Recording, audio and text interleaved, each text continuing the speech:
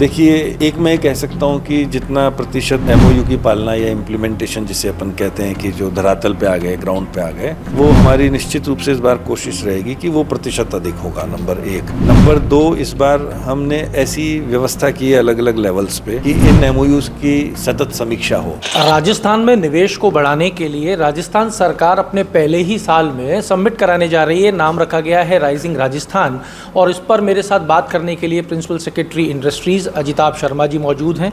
साहब, पहले रिसर्जेंट राजस्थान हो चुका, इन्वेस्ट राजस्थान हो चुका, अब राइजिंग राजस्थान आ गया। क्या फ़र्क केवल नाम का फ़र्क है या और भी कुछ इसमें फ़र्क नज़र आएगा? अब देखिए, इस बार राज्य सरकार जो है वो अपने पहले वर्ष में इस कार्यक्रम को आयोजित करने जा रही है। तो मुझे तो नहीं ध्यान पड़ता कि पहले कभी सरकार ने अपने पहले वर्ष में ही इस प्रकार की जो इन्वेस्टमेंट समिट है उसका आयोजन किया। और इसमें मुख्य ये है कि यदि पहले वर्ष में इन्वेस्टमेंट समिट का आयोजन होता है तो उसमें विभाग की जिम्मेवारी और भी अधिक हो जाती है। काफ़ी फॉलोअप के लिए 4 साल मिल जाते हैं। हाँ, फॉलोअप के लिए 4 साल भी नहीं, और आपका जो कार्य है उसकी परफॉर्मेंस को परखने के लिए भी 4 साल मिल जाते हैं, क्योंकि बहुत आसानी से देखा जा सकता है कि भाई जब निवेश के प्रस्ताव आए, जो एमओयू सबमिट हुए, वो ज़मीन पे आए या नहीं आए, और नहीं आए तो ये पूछा भी जाता है कि वो क्यों नहीं आए। तो मैं समझता हूँ कि ये और भी अधिक जिम्मेवारी भरा काम इस बार हो जाता है कि, और हम उसी हिसाब से हमारी तैयारियाँ कर रहे हैं। हमारी पूरी कोशिश ये है कि जो भी इन्वेस्टमेंट के प्रपोजल्स हमारे पास आ रहे हैं उनको हम जितना तेज़ गति से हो सकता है ज़मीन पे उतारें। सब राइजिंग राजस्थान, इसमें क्या विशेष होगा? क्योंकि प्रपोजल तो पहले भी आए हैं, 80% के आसपास रद्द भी हो जाते हैं, एमओयूज़ करके लोग चले जाते हैं, लौट के नहीं आते। इस बार ऐसा क्या होगा कि राजस्थान की काया पलटी? नहीं, मैं इसका आपका जो जवाब है वो एक दूसरे तरीके से देना चाहूँगा कि हम देखिए, एक मैं कह सकता हूँ कि जितना प्रतिशत एमओयू की पालना या इम्प्लीमेंटेशन जिसे अपन कहते हैं कि जो धरातल पे आ गए, ग्राउंड पे आ गए, वो हमारी निश्चित रूप से इस बार कोशिश रहेगी कि वो प्रतिशत अधिक होगा, नंबर 1। नंबर 2, इस बार हमने ऐसी व्यवस्था की है अलग अलग लेवल्स पे कि इन एमओयूज़ की सतत समीक्षा हो। और हो सकता है कुछ एमओयूज़ में कई बार ऐसे विषय आ जाते हैं या ऐसी रिक्वायरमेंट आ जाती है कि उस टाइम आपका जो पॉलिसी फ्रेमवर्क होता है वो उसको अलाउ नहीं करता है, उसके प्रावधान नहीं होते हैं। तो मैं समझता हूँ कि वो भी एक इस बार पॉजिटिव एस्पेक्ट है कि हमारे पास समय रहेगा कि हम उस पर काम कर लेंगे चर्चा करके निवेशक से। तो वो, और हम एक जो मेन चीज़ सोच के चल रहे हैं कि हम चीज़ों को सबको डायनामिक रख रहे हैं।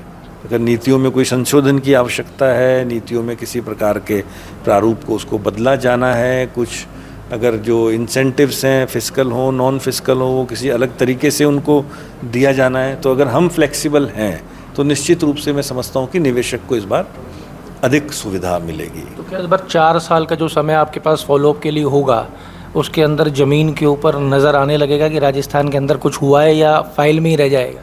निश्चित रूप से ज़मीन पे नज़र आएगा। और मैं तो ये कहूँगा कि पिछले 7 महीने में हमने जो कुछ ऐसे निवेश थे जो हालांकि बहुत बड़े नहीं थे, बट जिनको हमने अनुमति दी अलग अलग तरह की, उन लोगों ने काम भी शुरू कर दिया है ग्राउंड पे। और कुछ एक ऐसे निवेश थे जो किसी वजह से अटके हुए थे, तो ऐसे भी हमने काफ़ी एक्सपेडाइट कर दिए हैं और वो ग्राउंड पे आ गए हैं। कईयों में प्रोडक्शन भी शुरू हो गया है। तो ये एक पॉजिटिव फीचर है। निश्चित रूप से हम इस चीज़ को और अधिक आगे। उद्योग मंत्री ने बजट के टाइम पे भी एक बात कही कि हम राजस्थान के हर ज़िले को उसके प्रोडक्ट बेस के हिसाब से डेवलप करने का मन रखते हैं। क्या राइजिंग राजस्थान के तहत आप उस दिशा को भी ध्यान में रखते हुए काम करेंगे? क्योंकि हमने ये देखा है कि जो भी इन्वेस्टर आना चाहता है वो सिर्फ भिवाड़ी आना चाहता है, नीमराना आना चाहता है। तो क्या इस बार उसको भी ध्यान में रखते हुए काम किया जाएगा?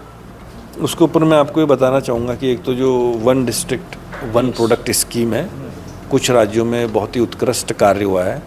वहाँ भी हम गए हैं, वहाँ पे हमने उनसे सीखा भी है। और साथ ही जो राजस्थान के विभिन्न ज़िलों में पृष्ठभूमि है, वहाँ के ये प्रोडक्ट्स हैं जो नेचुरल प्रोडक्ट्स भी हो सकते हैं, एग्री बेस्ड भी हो सकते हैं। कई जगह स्टोन का काफ़ी अच्छा काम है, कहीं पे हैंडीक्राफ्ट का है, कहीं पे जेम्स एंड ज्वेलरी का बहुत अच्छा काम है, कहीं पे आर्ट एंड पेंटिंग का है। और आप कहीं पे देखिए फूड प्रोडक्ट्स हैं सर, फूड, वही एग्री एंड वही एग्री प्रोडक्ट्स हैं, फूड प्रोसेसिंग के प्रोडक्ट्स हैं। और इंजीनियरिंग गुड्स का कहीं छोटा छोटा अच्छा काम अब होने लगा है कई इंडस्ट्री क्लस्टर्स में। तो जो हमारी ODOP पॉलिसी, हमने यही कोशिश की है कि इसको कैसे हम अप स्केल करें। जो अभी छोटे स्तर पे काम है उनको कैसे कॉमन फैसिलिटी सेंटर्स अपन दे सकते हैं, उनको कैसे पैकेजिंग के बारे में, लेबलिंग के बारे में बता सकते हैं, उनके क्वालिटी टेस्टिंग के बारे में कैसे बता सकते हैं, उनको सर्टिफिकेशंस वगैरह के बारे में जानकारी दी जा सकती है। तो इसके समकक्ष ही हमारी एक नई एक्सपोर्ट पॉलिसी भी आ रही है, जो कुछ यदि ऐसे व्यवसायी हैं जो ये one district one product pattern पे जो छोटे स्तर पे काम कर रहे हैं, तो इनको एक्सपोर्ट करने के लिए जो इनको नॉलेज की ज़रूरत है, जो इनको उसकी प्रक्रिया है एक्सपोर्ट की, एक बहुत लंबी और कई बार जो जटिल सी भी हो जाती है, उसके बारे में ट्रेनिंग्स हैं, कोर्सेज़ हैं, उसके बारे में जो एक डर होता है कि मैं अपना अगर पहली बार एक्सपोर्ट कर रहा हूँ मेरे को पेमेंट वापस आएगा नहीं आएगा, उसके भी क्रेडिट इंश्योरेंस मैकेनिज़म्स हैं। वो हमारी उस नीति में आपको जैसे देखने को कई चीज़ें मिलेंगी। फिर उसी से जुड़ी हुई क्लस्टर डेवलपमेंट स्कीम है। अगर वन डिस्ट्रिक्ट वन प्रोडक्ट की आप बात करें, कॉमन फैसिलिटी सेंटर्स, कई बार ऐसी मशीन्स और इक्विपमेंट्स होती हैं जो छोटे व्यवसायी, जो माइक्रो स्मॉल एंटरप्राइजेज हैं, जो नहीं खरीद सकते। सपोज़ कोई 20 लाख की मशीन हो गई, तो हम ऐसे कॉमन फैसिलिटी सेंटर क्रिएट कर रहे हैं जहाँ पे अगर 10-15 लोग मिले के अगर ऐसे कोई इक्विपमेंट्स की उनको आवश्यकता है तो उसमें सरकार भी उनकी मदद करेगी उनको लगाने में, और उसी में मार्केटिंग भी जैसे है या रॉ मटेरियल प्रोक्योरमेंट में कोई असिस्टेंस देनी है।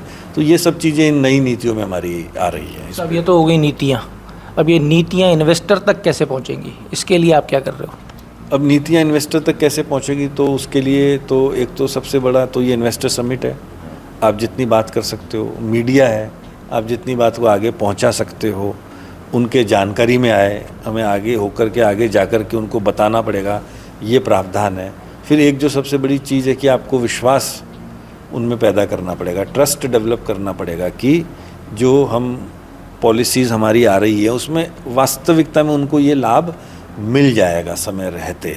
तो वो ट्रस्ट डेवलपमेंट के लिए वो तो हमारा काम ही है। हमारा विभाग कैसा काम कर रहा है, कैसी हम डिलीवरी दे रहे हैं, उनको कितना सुन रहे हैं, उनसे हम कितनी बात कर रहे हैं, तो वो भी हमारा, और एक मॉनिटरिंग का सिस्टम जो हमारा होगा वो हमने ऑनलाइन सिस्टम थोड़ा सा हमारा स्ट्रेंथन किया है।